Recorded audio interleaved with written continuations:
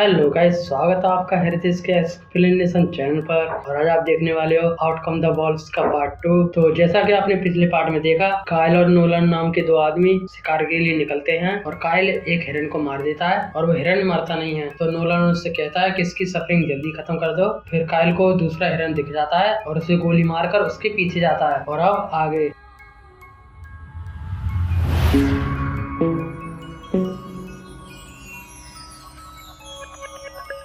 और इससे काइल बहुत ज्यादा फ्रस्ट्रेट हो गया और ऊपर से नोलन चिल्लाया जा रहा था कि वापस चलो उस हिरन की सफरिंग एंड करने। दोनों वापस गए तो उन्होंने देखा कि एक भेड़िया उस हिरन को खा रहा था। इस एरिया में काइल को पहले कभी कोई भेड़िया नहीं दिखा, लेकिन वो कई साल पुरानी बात हो गई। अब कुछ मैटर अलग है। काइल एकदम शांत खड़ा था और नोलन के पसीने छूट रहे थे। उसके हाथ पैर कांपने लगे और उसे समझ में नहीं आ रहा था कि उसे क्या करना चाहिए। वो भागने की तैयारी में था, लेकिन काइल ने उसे बोल दिया कि हिलना तक मत। काइल अपनी गन निकालने के चक्कर में था, लेकिन वो गन में अटक रही थी और नोलन से इतना सब्र नहीं हुआ। उसका एक एक पल भारी हो रहा था, इसलिए वो गन के ऊपर झपट पड़ा और जिस वजह से भेड़िया ने उसके ऊपर अटैक कर दिया। और बस भेड़िया उसकी खाल निकाल रहा था और वो बस काइल का नाम चिल्ला रहा था। काइल ने जल्दी से गन निकाल कर लोड की, लेकिन वो देखता है कि आसपास भेड़िए और मंडरा रहे हैं। उसने गोली मारकर अटैक करने वाले भेड़िए को भगा दिया। फिर एक गोली चलाई तो बाकी दोनों भी भाग गए और नोलन उससे मदद मांग रहा था, लेकिन काइल खुद ही पैनिक में था और उसने उल्टा ही नोलन के ऊपर गन तान दी। नोलन बोला कि ऐसा मत करना, शायद उसकी सफरिंग एंड करना चाह रहा था। जब नोलन ने मना किया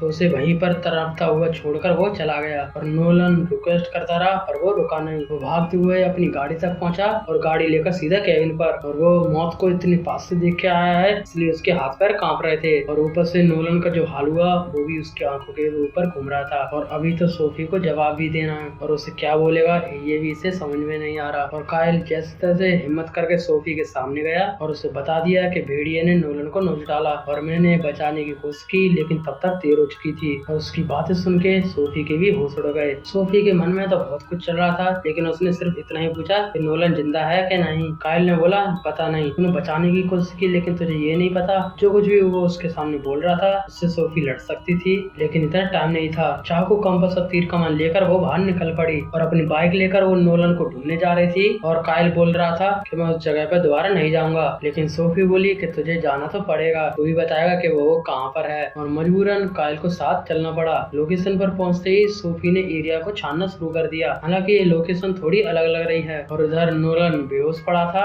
और जैसे ही होश में आया, कंपास के सहारे गिरता पड़ता हुआ, हिम्मत उसने नहीं आ रही। इतना तो फट ही चुका हूँ, इतना तो दर्द हो रहा है, बस तो पाऊंगा नहीं, भेड़िए खा ही जाएंगे, जान लगाने से तो अच्छा है कि पड़ा रहता हूँ। ये सब उसने नहीं सोचा। भले ही उसे रेगना पड़ा, लेकिन वो आगे बढ़ता गया। और इधर ये दोनों भटकते हुए उस हिरन तक पहुंच गए जिसे काइल ने गोली मारी थी। और उस हिरन को देखकर सोफी के मन में कई सारे सवाल आ गए, क्योंकि काइल ने बोला कि मैंने निशाना चूक गया था। और सोफी को ऐसा लग रहा था कि कोई भेड़िया है ही नहीं और काइल ने ही नोलन के साथ कुछ किया है। क्या पता ये खुद ही नोलन के ऊपर अटैक करके उसे मरने के लिए छोड़ आया ताकि सोफी इसकी हो जाए। ये डाउट तो हमारे मन में भी आ रहा है, क्योंकि कल रात नोलन और काइल के बीच में काफी कुछ हो गया था और अब भी सोफी ने उसके सामने कई सारे सवाल खड़े कर दिए, उस पर आरोप लगा दिए। तब भी जवाब में उसने बस इतना ही बोला कि नोलन तुम्हारे लिए सही नहीं है। और नोलन जंगल में अपनी आखिरी सांस ले रहा है और ये उसे मरने के लिए वहीं छोड़ आया। और अब सोफी उसे पागलों की तरह उसे ढूंढ रही है और ये बोल रहा है कि उसे भूल जाओ, सब तो होगा ही। अब सोफी उससे बहस क्या करती, उसके मुंह पे एक पंच मारकर आगे बढ़ गई और आगे उसे पंजे के निशान मिले, जिससे साफ हो गया कि भेड़िया तो सच में है और काइल सच बोल रहा है। खैर उसी रास्ते वो आगे बढ़ी तो उसे नोलन पड़ा हुआ दिखाई दे गया और बाइक इतनी स्पीड में थी कि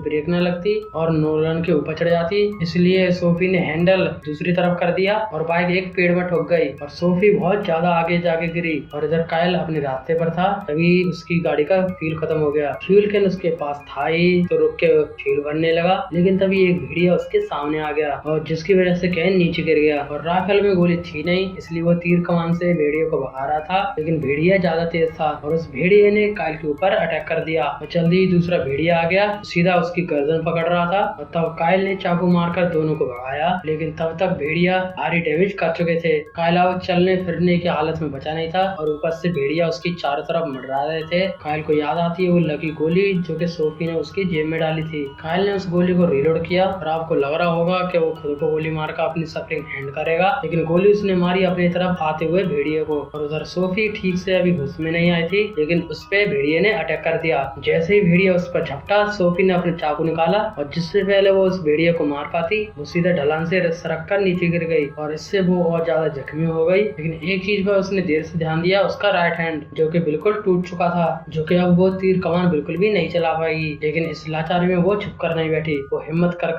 कोहनी के सहारे आगे बढ़ती गई और ऊपर जाकर देखती है कि भेड़िया तो मरा पड़ा है। चाकू उसका सही जगह पे लग गया। चाकू और वो उठाकर वो आगे बढ़ी थी और तभी पीछे से एक और भेड़िया आ गया और अब तीर पकड़ ही नहीं सकती, जो चलाएगी कैसे। उसने बड़ी शांति से अपनी टांगों का सहारा लेकर हाथ को फिक्स किया, जिसके बाद उसने तीर चलाया, लेकिन भेड़िया को लगा नहीं और अब भेड़िया उसे भी खा रहा था। वो तो उसने चाकू उठाकर उसके अंदर घोप दिया और तब जाकर वो दूर भागा और फिर वो आगे बढ़ते हुए बाइक तक पहुंची, जो कि चलने लायक तो बिल्कुल भी नहीं थी। और ऐसे ही पैदल चलते चलते वो नोलन के पास पहुंच गई, जो कि खुद मौत से लड़ रहा था और उसकी सांसें अब भी चल रही थी। उसे सहारा देकर वो आगे ले गई जहाँ पर पड़ी थी कायल की लाश और भेड़िए ने उसे आधे से ज्यादा खा लिया था। फेस तो उसका आधा था ही नहीं। वहाँ से कैन उठाकर कायल की गाड़ी में फ्यूल भरा और नोलन को पीछे बिठाकर वो जंगल से निकल गई और इसी के साथ ये मूवी हुई खत्म। तो दोस्तों आज की वीडियो बस इतने ही। अगर आपको ये मजेदार मूवी पसंद आई है तो वीडियो को लाइक करें, चैनल को सब्सक्राइब करें। फिर मिलते हैं ऐसी किसी मजेदार मूवी के साथ, तब तक के लिए सबको बाय।